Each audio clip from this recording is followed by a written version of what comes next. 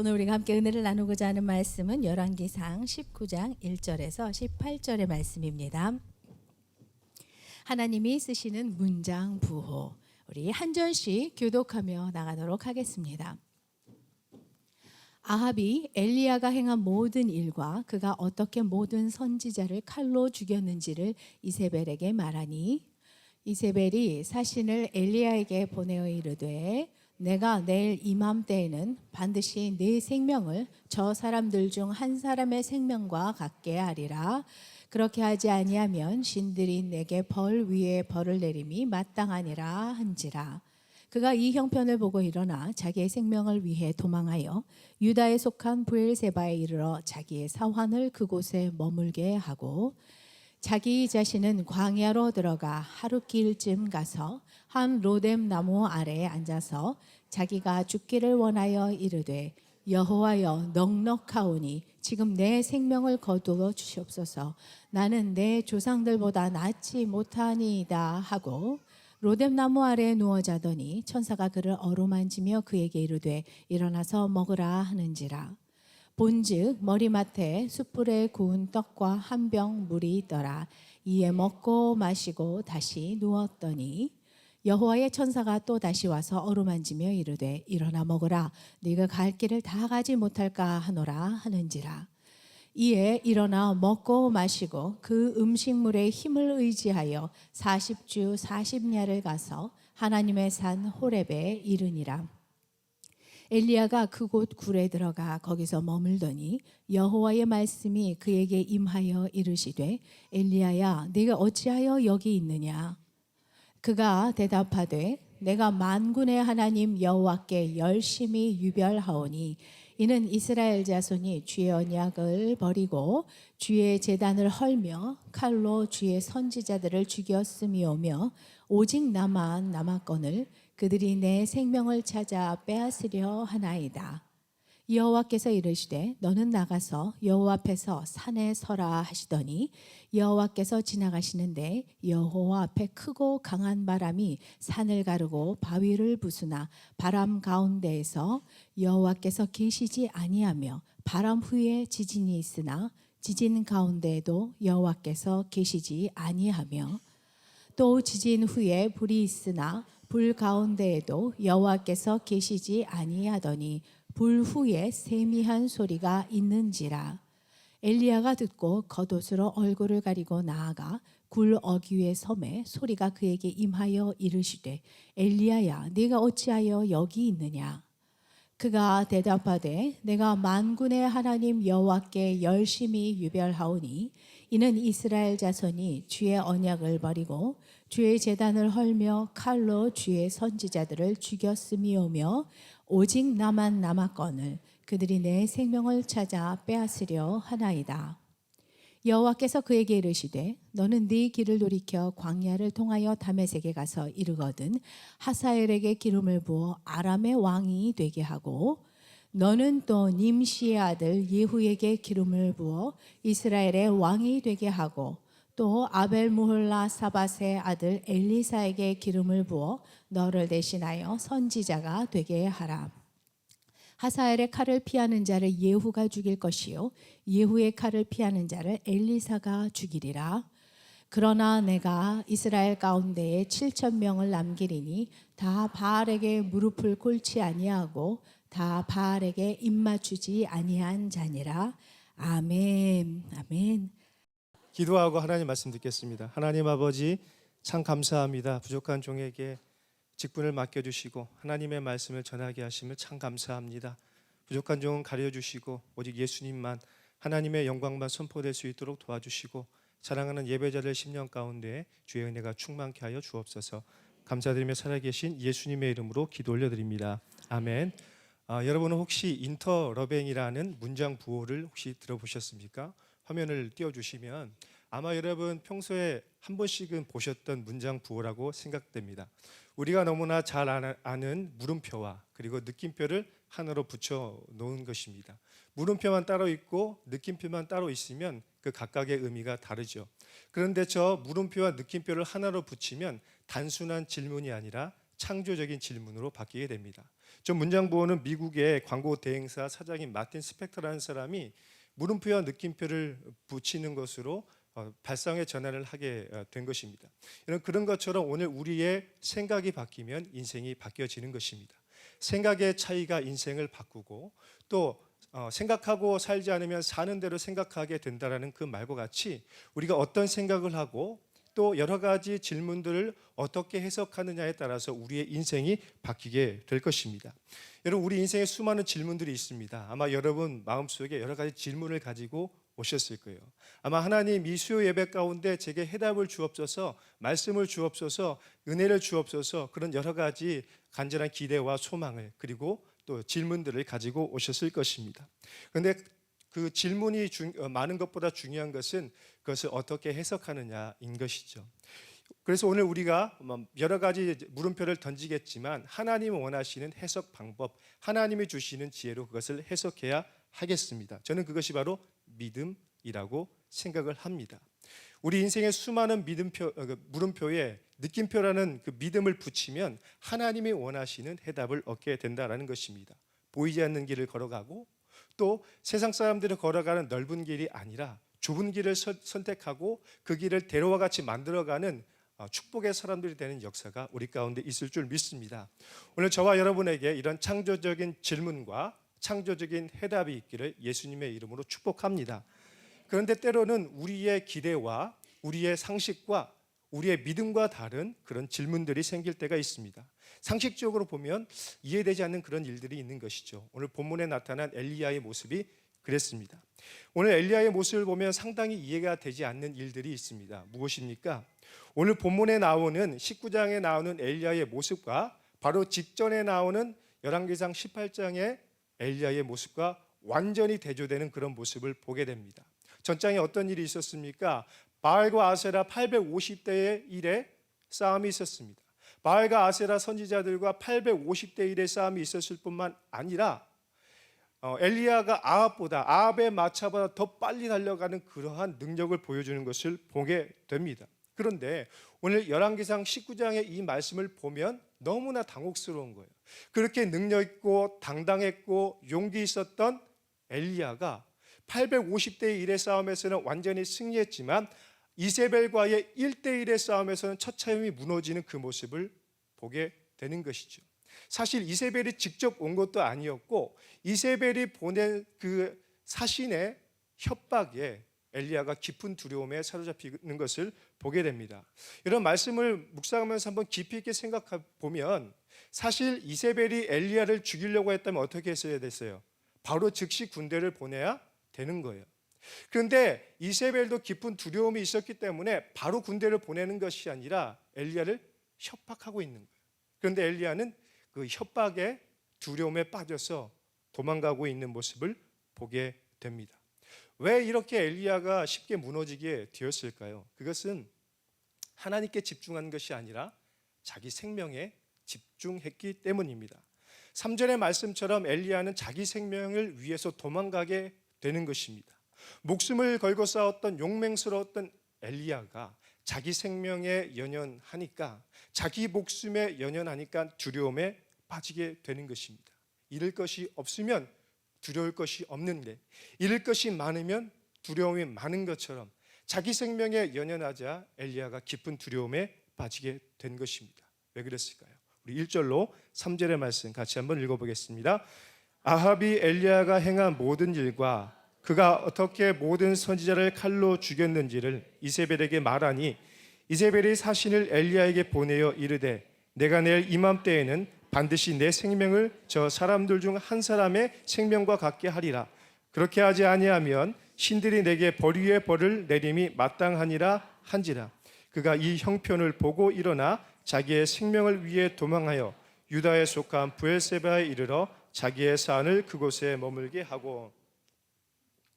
엘리야가 깊은 두려움에 빠지고 자기의 생명에 연연하게 된 이유는 엘리야의 시선과 귀를 빼앗겼기 때문입니다. 지금까지 엘리야의 시선이 어디에 있었습니까? 하나님께 있었습니다. 엘리야의 귀가 어디에 있었죠? 하나님의 음성에 귀를 기울인 것에 있었습니다. 그런데 3절의 말씀 보면 그가 이 형편을 보았다라고 이야기합니다. 이 형편을 보는 것, 바로 시선을 빼앗긴 것이죠. 그리고 이세벨이 보낸 사신의 음성에 귀를 기울인 것, 귀를 빼앗겨 버리게 된 것입니다. 사랑하는 여러분, 오늘 우리가 듣는 것에 따라서, 우리가 보는 것에 따라서, 우리의 인풋에 따라서 우리의 아웃풋이 바뀌게 되는 것입니다. 엘리야가 세상의 소리에 너무 귀를 기울이다 보니까 깊은 두려움에 빠지게 된 것입니다. 그러므로 오늘 우리는 모든 보는 것과 모든 듣는 것을, 그리고 모든 만나는 사람들을 분별해야 할 필요가 있습니다. 왜냐하면 그렇지 않으면 우리에게 절망과 낙심이 찾아오기 때문입니다. 오늘 여러분 어떠세요? 오늘 여러분은 누구의 말에 귀를 기울이고 있습니까? 오늘 여러분의 시선이 어디에 고정되고 있습니까? 오늘 여러분의 시선이 고정된 곳에, 그리고 여러분이 듣는 그 말에 여러분의 마음과 행동이 바뀌게 될 것입니다. 혹시 오늘 엘리야처럼 절망과 낙심에 빠져서 하나님의 은혜와 하나님의 사랑에 갈급해서 오신 성도님들이 있습니까? 참 잘 오셨습니까? 잘 오셨습니다. 그러나 만약 그렇지 않고 여전히 세상에 귀를 기울이고 있는 분들이 있다면 오늘 이 예배를 통해서 여러분의 시선과 여러분의 귀가 바뀌길 예수님의 이름으로 축복합니다.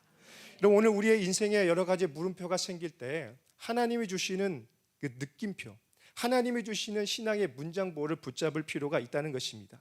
마치 글을 쓸 때에 다양한 문장 부호가 있지 않습니까? 그 문장 부호가 있어야 글을 쓰기도 하고 더 정교하기도 하고 특별한 느낌을 받을 수 있는 것처럼 신앙에도 다양한 문장 부호가 있다라는 것입니다. 그러면 오늘 우리에게 필요한 그 신앙의 문장 부호는 무엇일까요? 오늘 엘리야에게 필요한, 하나님이 엘리야에게 주시는 신앙의 문장 부호는 무엇이었을까요? 깊은 두려움에 빠져서 광야로 도망간 엘리야는 지금 로뎀나무 숯불에 앉아서 무엇을 합니까? 자기의 신세를 한탄하는 거예요. 내가 왜 이렇게 됐을까? 아마 여러분 중에도 그러한 신세를 한탄하시는 분들이 있지 않습니까? 신방을 해보면 자매님들 순과 형제님들의 순의 고백이 참 다릅니다. 형제님들 아내를 다시 만나서 결혼하고 싶다는 이야기를 하고, 우리 자매님들의 고백을 들으면 그때 선택을 잘못했다라는 고백들이 상당히 많습니다. 다시 돌아갈 수 있다면 그 선택을 하지 않겠다라는 고백들을 참 많이 듣게 됩니다. 제 아내도 그런 고백을 안 할 거라고 믿습니다. 여러분, 지금 엘리야는 갈멜산에 18장의 갈멜산에 올라갔죠. 그것은 영성의 절정을 말하는 것입니다. 그런데 19장의 광야로 나아가는 것은 그 영성의 가장 밑바닥에 있는 것을 보여줍니다. 큰 성공 뒤에 찾아오는 허탈한 실패감과 패배감, 그리고 그 무기력감이 엘리야에게 영적 침체를 가져다 주었습니다. 그래서 오늘 엘리야는 죽기를 구하고 있는데 오늘 여러분 가운데도 그런 분들이 있지 않습니까? 깊은 우울증과 스트레스, 무기력감, 패배감, 이러한 여러 가지 복합적인 감정들로 마음이 어려운 분들이 있지는 않습니까? 정상에 있다가 추락한 분들이 있을지도 모르겠습니다. 가진 것을 다 잃어버린 그런 분들이 있을지 모르겠습니다. 내 뜻대로 되지 않아서 마음이 낙심되고 또 이유를 알 수 없는 고난 때문에 큰 아픔이 있는 분들이 있을지 모르겠습니다. 그렇다면 오늘 여러분에게도 무엇인가 필요한 신앙의 문장 부호가 있다라는 것입니다. 오늘 엘리야에게 필요했던 신앙의 문장 부호는 먼저 쉼표가 필요했습니다. 악보에도 쉼표가 있어야 풍성한 음악이 이루어지는 거예요. 여러분, 쉼 없이 계속해서 달린다고 생각해 보세요. 가수가 노래를 부를 때 호흡을 하지 않고 계속해서 불러야 된다고 생각해 보십시오. 너무나 힘든 거예요. 풍성한 음악, 아름다운 곡조 있는 음악이 되기 위해서는 반드시 쉼표가 있어야 하는 것입니다. 그런 것처럼 오늘 엘리야에게 필요한 것은 바로 쉼표였습니다. 5절로 6절의 말씀이에요. 로뎀나무 아래에 누워 자더니 천사가 그를 어루만지며 그에게 이르되 일어나서 먹으라 하는지라. 본즉 머리밭에 숯불에 구운 떡과 한 병 물이 있더라. 이에 먹고 마시고 다시 누웠더니 아멘. 이처럼 지쳐서 힘들어 있는 엘리야에게 필요했던 것은 무엇입니까? 바로 쉼표였습니다. 사명을 망각한 채 도망간 엘리야에게 하나님은 다그치지 않았습니다. 너 왜 도망쳤니? 너 왜 그거밖에 못하니? 너 그렇게 해서 사명을 감당하겠니? 라고 채찍질을 한 것이 아니었습니다. 그런데 하나님은 어떻게 하셨습니까? 엘리야에게 쉼표가 필요하던 것을 아시고 천사를 보내셔서 어루만져 주시고 먹이시고 마시게 하고 충분한 쉼을 주게 하는 것입니다. 저는 여기서 우리를 향한 하나님의 깊은 사랑과 관심을 알게 됩니다. 나보다 나를 더 잘 아시는 그 하나님의 마음을 느끼게 되는 것입니다. 여러분 그렇잖아요. 모든 사람이 다 우리를 몰라도 엄마는 다 알아요. 엄마는 자녀의 모든 필요를 다 알고 있어요. 자녀의 눈빛만 봐도, 자녀가 문을 열고 들어오는 그 소리만 들어도, 그 표정만 보아도 엄마는 다 알아요. 여러분은 다 아시잖아요. 여러분 자녀들에게 뭐가 필요한지, 여러분의 남편에게 뭐가 필요한지 다 아시잖아요. 오늘 하나님이 그렇게 우리를 아시는 거예요. 그래서 오늘 하나님은 엘리야에게 꼭 필요한 처방을 주고 있어요. 그게 뭡니까? 먹고 마시게 하고 에너지를 보충케 해주는 육체적인 휴식을 먼저 줍니다. 그런데 거기서 끝나는 것이 아니에요. 무엇입니까? 하나님이 어루만져 주잖아요. 마치 야곱을 만져주신 것처럼, 그리고 저와 여러분을 만져주셔서 여기까지 오게 하신 것처럼 그 넘어진 엘리야를 품어주시고 어루만져 주시는 것입니다. 오늘 이 예배를 통해서 하나님이 여러분의 영혼을 만져주시길 바랍니다. 여러분의 육체를 쉬게 해주시길 바랍니다. 왜냐하면 우리 육체와 우리의 영혼은 밀접하게 연관되어 있기 때문입니다. 서로가 서로에게 영향을 주는 것이죠. 사랑하는 여러분, 혹시 너무나 숨가쁘게 달려오시지 않았어요? 집에서 알아주지 않는 그 가사를 하면서 남편이 돌아와서 망언을 하시죠. 도대체 집에만 있으면서 무엇을 한 거야? 그런 망언. 네, 임진왜란 이후에 가장 큰 망언이라고 생각됩니다. 그런데 여러분 그렇게 열심히 일을 하시면서 달려오셨잖아요. 힘드시지 않습니까? 내가 하나님을 위해 더 무엇인가를 해야 될 것 같은 그런 마음들, 내가 사람을 기쁘게 하기 위해서 뭔가 더 해야 될 것 같고, 교회에서 인정받기 위해서 뭔가를 더 해야 될 것 같은 그런 숨가쁜 달려옴의 모습들이 있지 않습니까? 그렇다면 때로는 우리에게 쉼이 필요하다는 것을 인정하셔야 됩니다. 우리에게 쉼이 필요한 거예요. 우리의 육체와 영혼의 균형 잡힌 쉼이 필요하다는 것을 믿으며 나아가야 하는 것입니다. 여러분, 하나님께서 우리에게 안식일을 주신 이유가 무엇입니까? 안식일뿐만 아니라 안식년도 주셨습니다. 또 50년에 한 번 주는 희년의 역사를 우리에게 주신 이유가 무엇입니까? 우리 육체는 쉼이 필요하다라는 것입니다. 그런데 쉼 없이 달려가다 보면 큰 문제가 있죠. 그래서 때로는 하나님께서 강제적으로 꾹 누르시는 버튼이 있습니다. 그게 뭘까요? 바로 일시정지의 버튼입니다.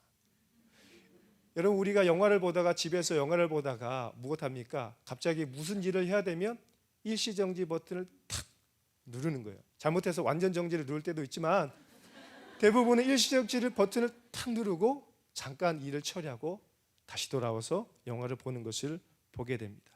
여러분, 오늘 우리는 일시정지 버튼을 누르는 것을 두려워해서는 안 됩니다.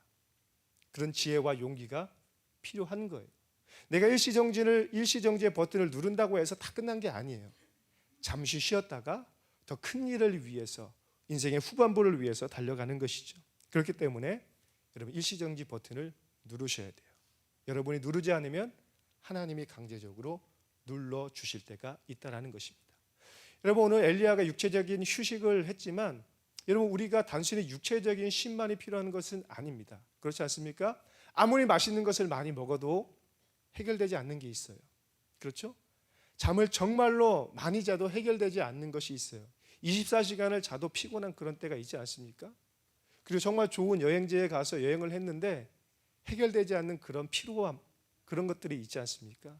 왜냐하면 우리 영혼에는 오직 하나님만이 채우실 수 있는 공간이 있는 거예요. 오직 하나님 안에서 누리는 쉼만이 그 영적인 피로감을 다 해소할 수 있는데, 다른 곳에서 그 쉼을 누리니까 해결이 되지 않는 것입니다.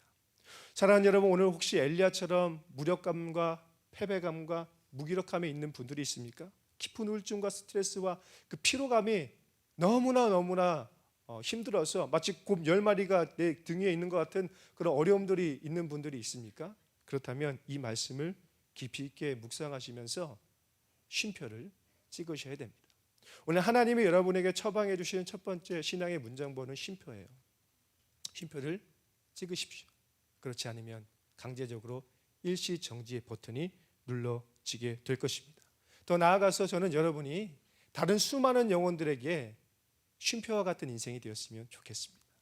상처받고 찢긴 영혼들에게 여러분이 다가가서 잠시 일시정지의 버튼을 눌러주고 여러분이 쉼표가 되어서 그분들의 영혼에 변화가 일어나고 참된 쉼이 일어났으면 좋겠습니다. 7절과 8절의 말씀이에요. 여호와의 천사가 또다시 와서 어루만지며 이르되 일어나 먹으라. 내가 갈 길을 다 가지 못할까 하노라 하는지라. 이에 일어나 먹고 마시며 그 음식물의 힘을 의지하여 40주 40야를 가서 하나님의 산에 호렙에 이르니라. 여러분, 이처럼 하나님이 쉼을 주신 목적은 단순한 쉼이 있는 것이 아니었습니다. 다음 스테이지가 있는 거예요. 오늘 엘리야에게 쉼을 주시고 하나님 어디로 부르셨어요? 하나님의 산 호렙으로 엘리야를 부르셨습니다. 호렙산 기억나시죠? 모세가 하나님을 만났던 바로 그 산으로 하나님이 엘리야를 다시 부르고 있습니다. 왜냐하면 온전한 회복을 위해서 진짜 중요한 것이 있었기 때문이에요. 그런데 엘리야는 아직도 하나님이 자신을 부르신 이유를 알지 못합니다. 하나님의 산 호렙에 나아가서 한 것이 무엇입니까? 깊은 동굴로 들어가는 거예요. 남자들은 이상하게 동굴로 들어가고 싶어해요. 혼자 있고 싶어하는 그런 이상한 습성이 있는 것이죠. 아마 엘리야도 그런 마음을 가지고 깊은 동굴로 들어간 것 같습니다. 그런데 하나님이 이렇게 말씀합니다. 2번이나 반복해서 똑같이 말씀해요. 엘리야야, 내가 어찌 여기 있느냐? 엘리야야, 내가 어찌 여기에 있느냐? 9절과 13절에서 동일하게 2번이나 반복되고 있는데, 여러분 이 질문이 어디서 시작됐는지 아십니까? 창세기 3장 9절에 보면 범죄한 아담을 향해서 하나님이 이렇게 말씀하시죠. 아담아, 내가 어디 있느냐? 여러분, 이 질문은 하나님이 엘리야가 어디에 있는지 몰라서 물으시는 것이 아니에요. 오늘 하나님이 여러분에게 누구누구야? 너 왜 거기에 있느냐라고 아마 질문하실 거예요. 그러면 하나님, 저는 새로운 교회에 있습니다. 하나님, 저는 우리 집에 있습니다 라고 대답하는 게 아니에요. 무엇인가 너의 위치가 잘못되어 있다라고 콕 집어서 말씀하고 있는 것입니다. 오늘 여러분의 위치는 어디입니까? 혹시 하나님과 세상을 피해서 깊은 동굴로 들어가 은신하고 있지는 않습니까? 그렇다면 그곳에서 나오셔야 합니다. 저는 말씀을 묵상하면서 그런 생각을 해봤어요. 왜 그렇게 능력 있었던 엘리야가, 저처럼 다부진 체격을 가졌던 그 엘리야가 능력 있게 사역을 감당하다가 그렇게 폭삭 주저앉게 되었을까? 그리고 더 나아가서 이런 질문을 해봤어요. 그렇게 지쳐있는 엘리야에게 하나님 좀 너무 심하시지 않은가라는 생각을 해봤어요. 지쳐있는 엘리야에게 먹고 마시게 한 다음에 하신 게 뭐예요? 40일 40야를 걸어서, 그 광야의 길을 걸어서 하나님의 산 호렙으로 올라오게 하신 것입니다. 엄청난 고난의 터널을 통과하게 하신 그 하나님이 이해가 되지 않았어요. 그런데 말씀을 묵상하면서 이 자리에서 찬양하고 기도하는데 깊은 감사가 나오기 시작했어요. 저도 엘리야처럼 40일 40야의 그 고난의 터널을 통과해서 여기까지 왔거든요. 그때는 힘들었는데 하나님의 마음이 느껴지는 거예요. 그게 뭘까요? 바로 우리에게 꼭 필요한 영적인 디톡스가 있었던 거예요. 오늘 우리 안에 뽑아내지 않으면 큰일 날 만한 독소들이 있기 때문에 하나님이 그 고난의 터널을 통과하게 하신 것입니다. 우리 10절의 말씀 다 같이 읽어보겠습니다. 시작. 그가 대답하되 내가 만군의 하나님 여호와께 열심히 유별하오니 이는 이스라엘 자손이 주의 언약을 버리고 주의 제단을 헐며 칼로 주의 선지자들을 죽였음이오며 오직 나만 남았거늘 그들이 내 생명을 찾아 빼앗으려 하나이다. 아멘. 우리는 여기서 아주 중요한 단서들을 발견할 수가 있죠. 그건 무엇입니까? 엘리야는 자신도 모르게 어떤 독소에 노출된 것입니다. 마치 우리가 방사능 지역에 가면 방사능에 우리가 오염되듯이 엘리야도 자기 자신도 모르게 어떤 독소에 노출되었습니다. 자기도 모르는 사이에 마귀가 10년 깊숙한 곳에 뿌려놓았던 가라지가 자라나고 있었던 거예요. 그게 뭡니까? 엘리야에게는 우월의식과 비교의식이 점점 자라나고 있었습니다. 엘리야의 고백이 무엇입니까? 자신이 열심히 유별하다고 고백하고 있는 거예요. 내가 다른 사람보다 열심히 유별합니다. 이건 뭐예요? 하나님, 내가 얼마나 능력 있는 사역했는가 아시죠? 850대 1 아시죠? 내가 마차보다 빨리 달려갔던 그 능력 아시죠? 제가 기도하니까 비가 내렸던 거 아시죠? 제가 무엇을 했는지 아시지 않습니까? 이스라엘 백성들 너희도 다 알잖아. 내가 어떤 선지자인지. 자기도 모르게 영적인 우월의식과 비교의식이 자라나기 시작했다라는 것입니다. 또한 엘리야의 10년 가운데 오직 나만 남았다는 깊은 외로움이 그리고 두려움이 찾아오기 시작했습니다. 여러분, 어떤 정상에 올라가면 깊은 외로움이 있대요. 저는 아직 안 올라가 봐서 잘 모르겠는데 그렇게 올라가신 분들은요 정말로 외롭대요. 많은 사람들이 내 앞에서 웃고 있지만 그 웃음이 진짜 웃음이 아니란 걸 알고 있대요. 그래서 외롭대요. 오늘 엘리야의 마음속에 그런 아픔들이 있었습니다. 이스라엘 백성들을 바라보면서 주의 선지자들을 잡아 죽이는 그 이스라엘 백성들과 그 간악한 아합과 이세벨을 보면서 마음에 분노가 있는 거예요. 그리고 그런 상황 속에서 자신들을 지켜주지 않은 하나님에 대한 원망이 조금씩 자리 잡고 있는지도 모르겠습니다. 사랑하는 여러분, 혹시 여러분에게도 이런 쓴뿌리들과 가시들이 여러분이 모르는 사이에 이렇게 자라나고 있지는 않습니까? 부모님으로부터 받았던 그 상처들이 가시처럼 자라나고 있어요.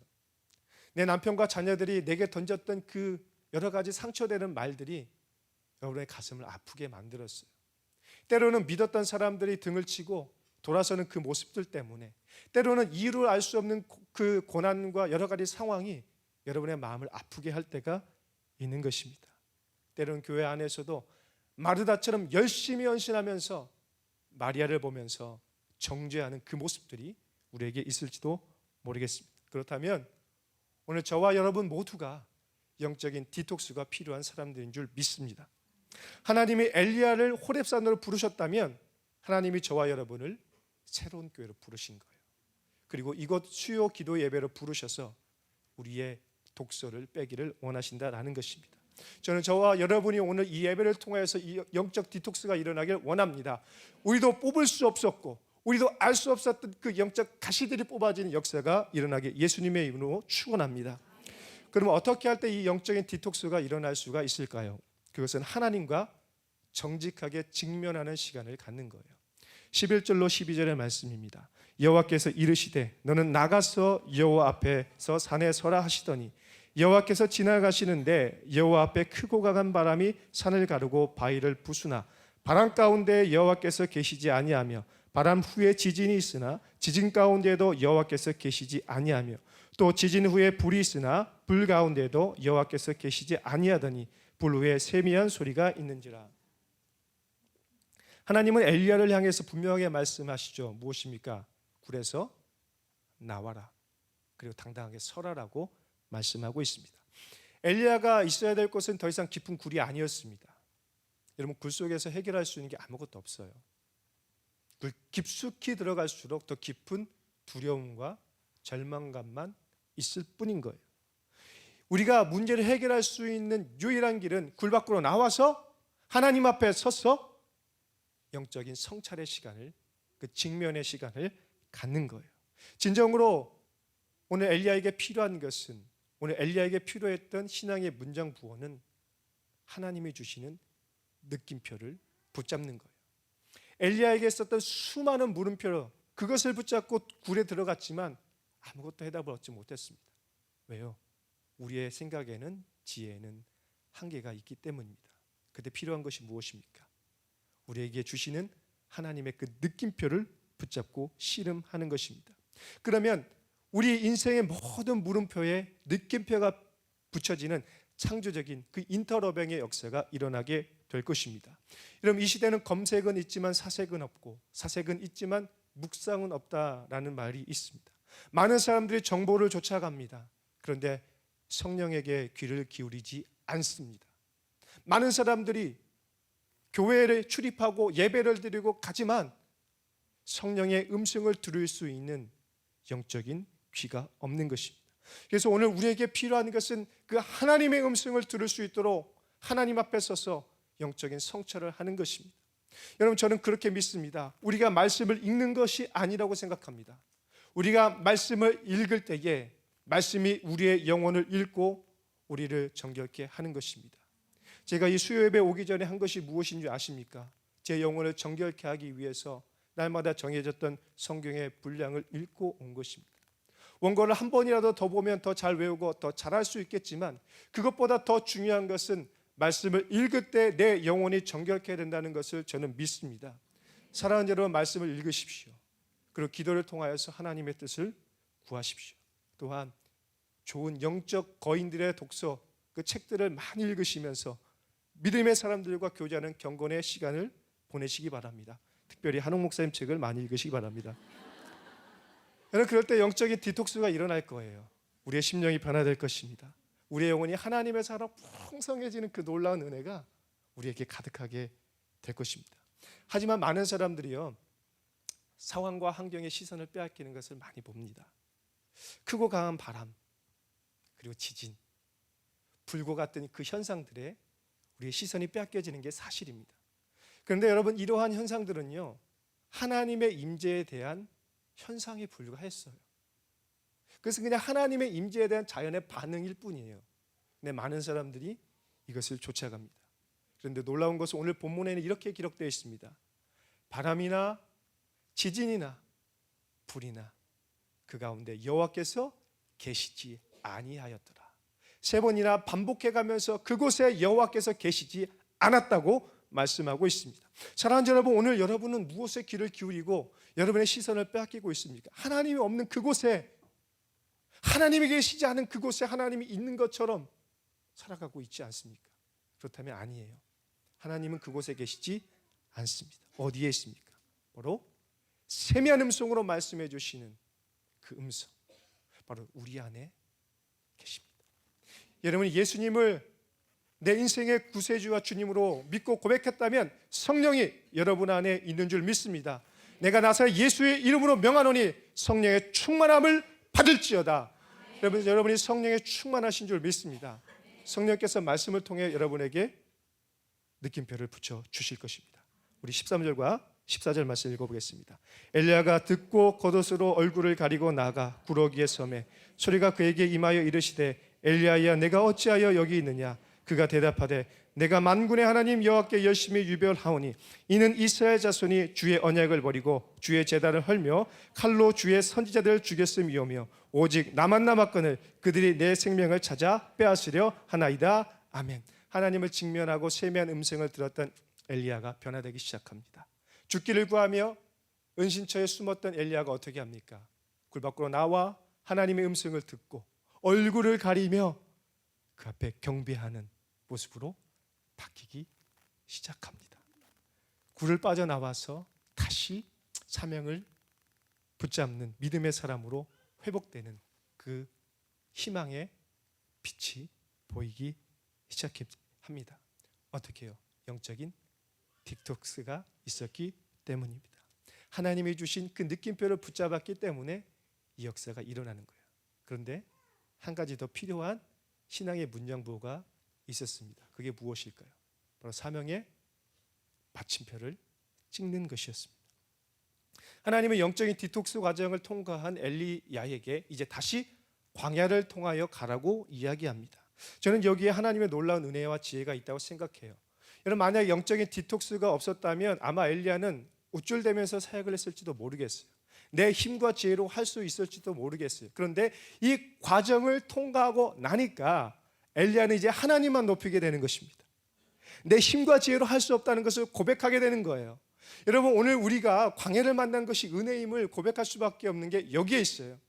여러분, 광야 많이 만나셨죠? 여러분, 사하라 사막 많이 통과하셨기 때문에 이 자리에 온 거 아니겠습니까? 그 광야가 있었기 때문에 은혜를 사모하는 거예요. 하나님을 사랑하게 된 것입니다. 오늘 저와 여러분에게 엘리야에게 있었던 그 은혜가 특별히 임하길 소원합니다. 우리 15절로 17절 말씀 같이 읽겠습니다. 여호와께서 그에게 이르시되 너는 내 길을 돌이켜 광야를 통하여 다메섹에 가서 이르거든 하살에게 기름을 부어 아람의 왕이 되게 하고 너는 님시의 아들 예후에게 기름을 부어 이스라엘의 왕이 되게 하고 또 아벨 무올라 사밧의 아들 엘리사에게 기름을 부어 너를 대신하여 선지자가 되게 하라. 하사엘의 칼을 피하는 자를 예후가 죽일 것이요 예후에 칼을 피하는 자를 엘리사가 죽이리라. 아멘. 여러분 여기서 주목할 게 있습니다. 하나님이 엘리야에게 어디를 통하여 엘리야에게 어디를 통하여 가라고 말씀하십니까? 광야를 통하여 가라고 말씀하여. 하나님이 엘리야의 이탈된 궤도를 지금 수종해 주는 거예요. 사실 4절의 말씀 보면 엘리야가 광야로 나아갔어요. 그렇죠? 그런데 하나님께서 다시 광야를 통하여 가라고 합니다. 어떤 직행로로 가라고 하는 것이 아니라 다시 광야를 통하여 가라고 하시죠. 왜일까요? 사실 광야는 하나님의 임재가 있는 곳이에요. 하나님의 말씀이 있는 곳이에요. 하나님이 도우셨던 그 역사의 현장입니다. 천사가 어루만져 주시고 먹이셨던 그 역사의 현장인 거예요. 하나님은 길을 가면서 광야를 가면서 내가 너를 어떻게 도왔는지 다시 한번 보게 하는 것입니다. 엘리야의 그 처참하게 무너졌던 그 현장을 돌아보게 하면서 다시 일으켜 세우게 되는 것입니다. 저를 축구 선수로 소개해 주셨습니다. 많은 분들이 유도 선수로 알고 있지만 저는 축구 선수입니다. 네, 저도 잘생겨지고 싶습니다. 제가 초등학교 운동장에서 초등학교 축구 선수 때 공을 뻥 차면요 하프라인을 넘지 않았습니다. 그런데 지금 가면요 하프라인을 넘어 골대에서 골대를 넘길 수 있습니다. 놀랄 게 아니에요. 제가 컸기 때문이에요. 초등학교 때는 그곳이 너무나 커 보였습니다. 그런데 지금은요 똑같은 현장인데 그게 작아 보여요. 여러분 그렇지 않아요? 처음에 아마 엘리야도 광야가 너무 커 보였을 거예요. 그런데 영적인 디톡스를 하고 성장하니까 하나님의 산에 호렙에 올라가 보니까 이제 그 광야도 작아 보이기 시작하는 것입니다. 여러분 광야를 통과할 때 이 은혜가 여러분의 임하길 바랍니다. 여러분 우리가 광야를 통과하면서 그런데 또 다른 이해할 수 없는 일들이 생깁니다. 또 다른 어려움이 있죠. 그것은 뭐냐면 우리가 이해할 수 없고 감당할 수 없는 사명을 주시는 거예요. 하살에게, 예후에게, 엘리사에게 기름을 부으라고 말씀합니다. 자, 두 번째와 세 번째 사명을 이해할 수 있어요. 근데 첫 번째 사명이 뭐예요? 이스라엘의 대적인 아람 왕에게 기름을 부어 왕으로 세우라는 거예요. 이해되십니까? 이해되지 않는 사명을 하나님이 때로는 우리에게 주실 때가 있습니다. 그런데 이때 필요한 게 믿음이에요. 우리가 이해할 수 없지만 당장은 이해할 수 없지만 하나님의 크신 계획 속에서 보면 하나님의 크신 퍼즐판에서 보면 이해가 되는 거예요. 40일 특별 새벽 기도의 퍼즐 여러분 다 맞추셨죠? 그렇죠? 퍼즐을 처음 했을 때는 이게 어떻게 그림이 될까 그런 기대감이 있었잖아요. 그런데 하나님이 그 퍼즐들을 모으게 해서 놀라운 역사를 이룬 것을 보게 됩니다. 그렇습니다. 우리가 당장은 이해가 되지 않아요. 우리의 사명이 이해가 되지 않아요. 때로는 내 퍼즐이 작은 것 같아요. 다른 사람과 비교해 보니까 내 퍼즐은 저 구석에 있는 너무 조그만 퍼즐인 것 같아서 마음이 아파요. 그런데 여러분 그거 아시죠? 퍼즐 한 조각만 없어도 퍼즐은 완성되지 않는 것입니다. 하나님께서 각자 사명의 크기와 방향에 따라서 사명을 주시는 거예요. 어떤 분들은 찬양팀으로, 교사로, 카페에서 또 여러 가지 모양으로 봉사를 하게 하시는 것입니다. 그러나 그 모든 것이 하나로 귀결됩니다. 너희는 먹든지 마시든지 다 하나님의 영광을 위해서 하라. 여러분 혹시 정말로 잘 나가던 커리어 우먼이었는데 경력이 단절돼서 아이를 돌보고 가사 일을 하는 것 때문에 너무 아픈 분들이 있습니까? 그것도 사명입니다. 그것도 사명인 거예요. 또 직장에서 혹은 교회에서 또 여러 가지 방면에서 일하고 계신 분이 있습니까? 그것도 사명이에요. 그런데 이 사명이나 저 사명이나 똑같은 하나님이 주신 사명입니다. 그러므로 어디에 있든지 기뻐하며 감사하고 이해되지 않지만 감당할 수 없지만 그것을 감당하면 하나님이 기뻐하실 줄 믿습니다. 그런데 우리가 마지막으로 해야 될 게 있어요. 사명의 마침표를 찍기 위해서 해야 될 것. 다음 세대를 세우는 거예요. 엘리사를 세우는 것입니다. 언젠가 우리도 모든 사람이 걸어갔던 역사의 뒤안길로 가게 될 것입니다. 하나님이 부르시는 그때에 천국 소망을 향해 나아가게 될 것입니다. 바로 그때를 위해서 우리는 우리의 다음 세대를 세우는 그 그 역사를 감당해야 해요. 하지만 우리에게 소망이 있습니다. 그것이 무엇일까요? 18절의 말씀입니다. 함께 읽겠습니다. 그러나 내가 이스라엘 가운데 7천 명을 남기리니 다 바알에게 무릎을 꿇지 아니하고 다 바알에게 입맞추지 아니한 자니라. 아멘. 여러분, 우리는 외롭지 않다는 거예요. 엘리야가 뭐라고 얘기했습니까? 오직 나만 남았다. 근데 하나님이 이렇게 말씀하시죠. 아니야. 7천 명이 준비되어 있어. 내가 7천 명을 준비해놨어. 너 외롭지 않을 거야. 너 외롭지 않을 거야. 여러분, 우리에겐 동역자가 있습니다. 이곳에서 함께 예배하고 기도하고 찬양하는 믿음의 동역자들이 이렇게 많잖아요. 여러분의 순식구들, 그리고 우리 새로운 교회, 그리고 대한민국의 믿음의 사람들, 그리고 오늘도 여러분을 위해서 새벽마다 눈물로 기도하는 그 누군가가, 그리고 여러분의 공동체 목사님들이 여러분을 위해 기도하고 돌아보고 있다는 것입니다. 외롭지 않습니다. 외로워하지 마시기 바랍니다. 바알에게 무릎 꿇지 않는 믿음의 동역자가 우리에게 주어질 것입니다. 어떻게 이것이 가능할까요? 오늘 우리에게 우리 인생의 물음표에 진정한 느낌표를 찍어주시고 때로는 우리에게 쉼표와 마침표를 주시는 그분이 있어요. 누굽니까? 바로 예수 그리스도. 예수님은 우리에게 참된 쉼표를 주신 분입니다. 수고하고 무거운 짐진 자들아 다 내게로 오라. 예수님이 우리 인생의 쉼표를 찍어주셨습니다. 잠시 일시정지의 버튼을 눌러주시고 우리를 쉬게 하셨습니다.